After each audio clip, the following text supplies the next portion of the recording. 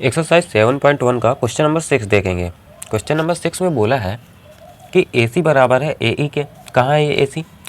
AC बराबर है AE के, ठीक है। यहाँ पे AB बराबर है AD के, AB बराबर है AD के, एंड एंगल BAD बराबर है EAC के। तो शो करो BC बराबर है DE। ये कहाँ BC? BC है, ये बराबर है DE इसके।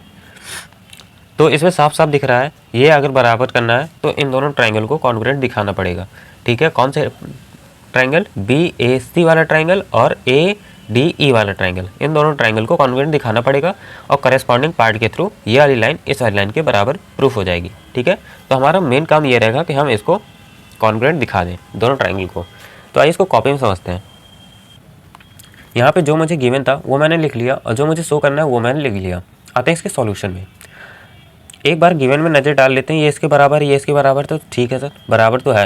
यहाँ पे एंगल में थोड़ा झाम है, वो पहले देख लेते हैं। एंगल की चीज़ पहले निपटाते हैं। यहाँ पे लिखा है BAD, ये कहाँ है? BAD यानी ये वाला एंगल, ठीक है। अब गौर से देखना है, यहाँ पे इतना बस एंगल है, ये पूरा एंगल नहीं है, ये बस एंगल बराबर है EAC के। कहाँ है? EAC, इसका मतलब है इसके बराबर है। ये दोनों एंगल आपस में बराबर हैं। लेकिन अगर गौर से देखो तो बीच में छोटा सा एंगल, ये ADE वाला एंगल छूट रहा है। तो इसको कैसे लिखेंगे? क्या लिख करेंगे इसका? वही तो इसको देखते हैं। सबसे पहले यहाँ पे लिखेंगे, इन दोनों एंगल को लेट कर लेते हैं। लेट, ये जो दोनों एंगल हमें दे रखे हैं इनको x के बराबर मान लेते हैं। BAD is equal to CEAC is equal to x के बराबर मान लिया। तो यहाँ पे इसको जेंटली x लिख देंगे, ये भी x हो गया। इस वाले एंगल को मान लेते हैं y, ठीक है। इस वाले को y मान लेते हैं।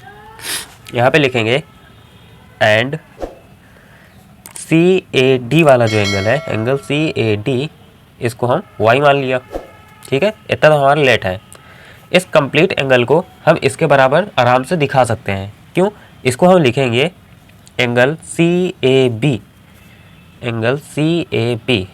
इस कंप्लीट एंगल की बात कर रहा हूँ, इस कंप्लीट एंगल की। तो इसमें इतना एंगल आ जाएगा जो कि इन दोनों के सम के बराबर होगा। तो यहाँ पे लिखूंगा, ये होगा हमारा x प्लस वाई, ठीक। और इसको कैसे लिख सकते हैं? EAD, यहाँ पे लिखेंगे EAD। इसमें भी दो एंगल आ रहे हैं, EAD में दो एंगल आ रहे हैं, एक ये वाला और एक ये वाला, है ना। तो ये भी हो जाएगा x प्लस वाई। इनके राइट हैंड साइड देखो बराबर है ना, तो इनके लेफ्ट हैंड साइड भी बराबर होंगे। तो लिखेंगे इसको, इक्वेशन नंबर क्या बोल देते हैं? क्या बोलें? P बोल देते हैं। इक्वेशन नंबर P, यह है इक्वेशन नंबर Q, ठीक है।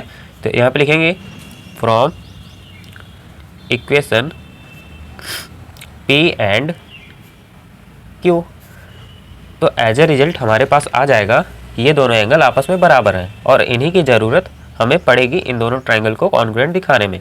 इसलिए ये चीज़ मैंने बराबर प्रूफ की। इसका बहुत ज़्यादा यूज़ है, डीपली यूज़ है इसका।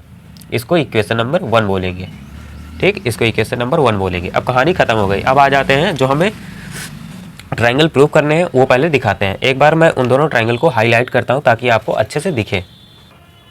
एक तो हमारा ये वाला ट्रायंगल है जिसको हमें कॉन्ग्रुएंट दिखाना है, क्योंकि इसी में साइड हमारी DE आ रही है जिसे हमें बराबर दिखाना है। एक ये वाला ट्रायंगल है जिसे हमें बराबर दिखाना है, आपस में इन दोनों को कॉन्ग्रुएंट करना है क्योंकि इसमें AC वाली साइड आ रही है, ठीक है। तो अब इन दोनों ट्रायंगल को लिखते हैं। तो यहाँ पे लिखेंगे इन ट्रायंगल, इनका नाम क्या है? ABC and triangle EAD। ये दोनों ट्रायंगल ले लिए मैंने। इन दोनों में ये वाली साइड इस वाली साइड के बराबर है। तो यहाँ पे लिखेंगे साइड EAE बराबर है AC के। ये चीज़ हमको गिवन में दे रखी है, ठीक है। ये और एक चीज़ दे रखी थी हमको कि AB बराबर है किसके? इस वाली साइड के AD के। यहाँ पे लिखेंगे AB बराबर है AD के, ये भी हमको गिवन है। और हमने अभी ये वाला एंगल बराबर दिखाया है। कौन सा? कि ये वाला एंगल बराबर है इस ट्रायंगल का, ये वाला एंगल बराबर है इस वाले एंगल के, ठीक है। इन दोनों एंगल में कंफ्यूज मत होना। ये इस वाले ट्राइंगल का एंगल है और ये इस वाले ट्राइंगल का एंगल है, ये वाला।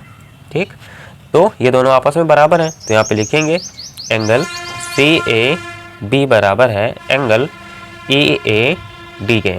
ये कैसे, ये कहाँ से पाया, फ्रॉम इक्वेशन 1। एग्जाम में आप ऐसा ही हाईलाइट कर दोगे तो वो समझ जाएगा, फ्रॉम 1। तो वो अलग से देख लेगा कि इक्वेशन नंबर 1 कहाँ से आई है। ये हमने इक्वेशन नंबर 1 बनाई थी और इसी से ये हमारा आपस में बराबर है। तो ये है साइड, फिर साइड के बीच में एक एंगल आ रहा है, फिर हमारी साइड आ रही है ना। ये है हमारी साइड, ये है हमारा एंगल, फिर आती है हमारी साइड। तो यहाँ पे लिखेंगे, यहाँ पे आप कैसे भी लिख सकते हैं लेकिन क्राइटेरिया परफेक्ट लगना चाहिए।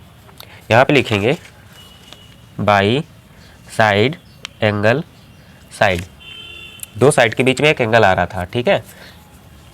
रूल ऑफ कॉन्ग्रुएंस,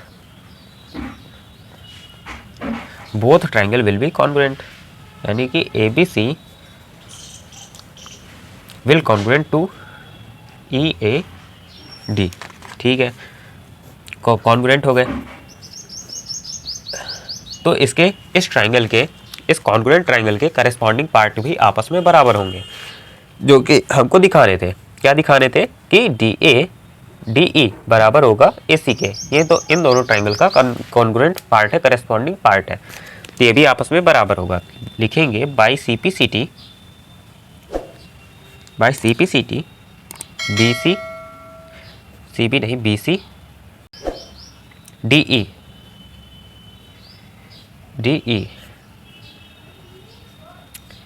BC बराबर है DE के, और यही हमको दिखाना था, तो CPCT से हमने दिखा दिया। ये रहा हमारा क्वेश्चन नंबर 6 का आंसर। छोटा सा क्वेश्चन था, समझने की बात ये थी, एंगल वाली इसी में कन्फ्यूजन हो सकती थी। बाकी हमारा SAS रूल से हमारा ये क्या हो गया, कॉन्ग्रुएंट हो गया। CPCT से ये साइड इसके बराबर हो गई क्योंकि करस्पॉन्डिंग साइड थी ये। उम्मीद करता हूँ ये क्वेश्चन आपको समझ में आया होगा। अगर नहीं आया तो आप वीडियो को दोबारा बैक करके देख सकते हैं। तो आज की वीडियो में बस इतना ही, मिलते हैं नेक्स्ट वीडियो में क्वेश्चन नंबर 7 के साथ। Thanks for watching.